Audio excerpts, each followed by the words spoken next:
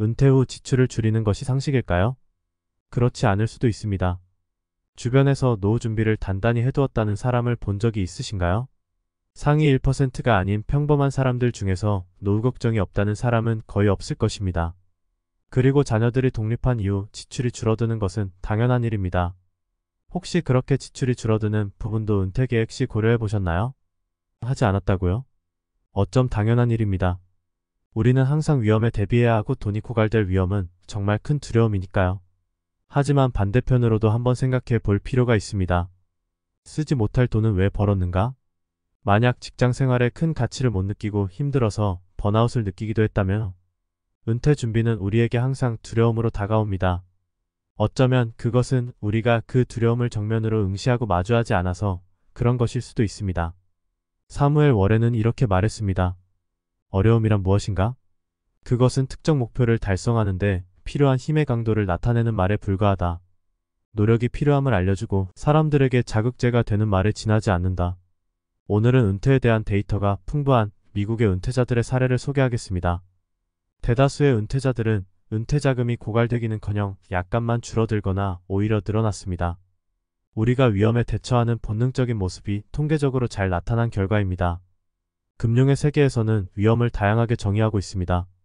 위험은 자본의 영구적인 손실, 변동성, 불확실성, 급락, 벤치마크보다 저조한 성과, 기회를 놓치는 것, 잘못된 시기에 큰 실수를 저지르는 것, 내가 무엇을 하고 있는지 모르는 것 등으로 정의할 수 있습니다. 대부분의 일반인들에게 가장 현실적인 위험은 목표를 달성하지 못하는 것입니다. 하지만 많은 사람들에게 진정한 위험은 오래 사는 것입니다. 즉 세상을 떠나기도 전에 돈이 바닥날 위험입니다. 대다수가 은퇴 이후 처하게 될 가장 큰 위험입니다. 많은 사람들이 은퇴 저축의 준비가 덜 되어 있다는 점을 고려하면 더 많은 사람들이 은퇴 이후에 돈이 바닥나지 않는 것이 오히려 놀라운 일입니다. 하지만 실제로는 그 반대가 많은 사람들에게 문제입니다. 즉, 은퇴한 후에 돈을 잘 쓰지 못하는 것입니다. EBRIMPLOI 베너핏 리서치 LNSTITUT는 2018년 은퇴 후 20년 동안 은퇴한 사람들의 지출 습관을 살펴봤습니다. 결과는 다음과 같았습니다. 2억 원 미만의 자산집 제외를 가지고 은퇴한 사람들은 8년 동안 자산의 약 25%를 소비했습니다. 2억 원에서 5억 원 사이를 가지고 은퇴한 사람들은 자산의 27% 약간 넘게 소비했습니다. 5억 원 이상을 가지고 은퇴한 사람들은 20년 동안 자산의 12% 미만을 소비했습니다. 연금을 가진 사람들은 자산이 평균 4%, 감소비 연금 수급자의 경우 34% 감소하면서 자산을 가장 적게 소비했습니다. 연구의 중위 가구는 포트폴리오에서 얻은 소득만을 소비하고 포트폴리오를 까는 일을 거의 하지 않았습니다. 분명 저축한 돈 대부분 또는 전부를 소비하는 사람들이 있었지만 은퇴한 사람들의 3분의 1은 처음보다 훨씬 더 많은 돈을 가지고 있는 것으로 밝혀졌습니다. 이것은 직관에 반하는 것처럼 보이지만 뺏어 쓰는 것보다 더 많은 수익이 발생한다면 말이 됩니다. 이 연구에서 얻을 수 있는 한 가지 결론은 많은 은퇴한 사람들이 포트폴리오를 크게 깰 자신이 없다는 것입니다. 심지어 그렇게 해도 될 만큼 자산이 있는 이들도 마찬가지였습니다. 사실 EBRI의 연구에 따르면 가장 높은 수준의 자산을 가진 그룹이 가장 낮은 소비율을 보였습니다. 많은 은퇴한 사람들이 쓸 만큼 쓰지 못하고 있는 모습입니다. 하지만 심리학적 관점에서 보면 이해가 됩니다. 우리 모두는 은퇴 자산을 저축하고 거기서 돈을 빼내 쓰려고 할 때 선택지는 단 하나밖에 없습니다.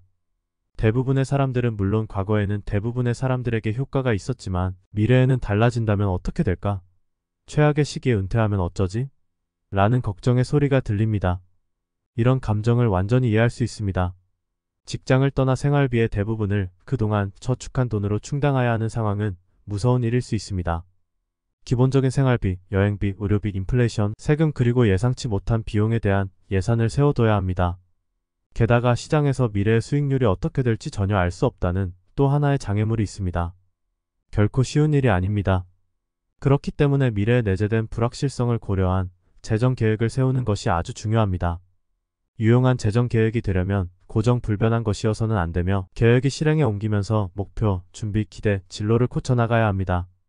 또한 재정 계획은 돈을 언제 어떻게 효율적으로 쓸지 결정하는 데 더 도움이 될 수 있습니다. 모든 사람에게 맞는 계획은 없습니다. 현재의 재정 상황과 미래의 목표를 결합하고 합리적인 기대치를 설정하고 실행 과정에서 계획보다 더 잘 되거나 더 더 나쁘게 되면 계획을 재평가하는 과정이 필요합니다. 누구에게나 적합한 은퇴 계획은 없습니다. 금융 전문가도 당신을 잘 이해할 수 없습니다. 은퇴 계획. 이것은 스스로 해야 하는 일입니다. 자, 이제 계산기를 들어 월 생활비부터 확인해 보시죠. 그리고 목표 은퇴 자금은 1년 생활비의 25배를 곱해봅니다. 이것이 기본적인 4% 룰입니다. 내일 다시 하면 또 목표 자금이 달라질 것입니다. 그것도 매우 큰 폭으로. 긍정적인 요인, 부정적인 요인 하나씩 고려해 봅니다. 그렇게 계속 계산기를 두드리면 나만의 목표 금액이 눈에 들어올 것입니다. 은퇴는 직장을 떠나는 것이 아닌 졸업한다고 받아들이면 좋을 것 같습니다. 당신의 은퇴를 응원합니다.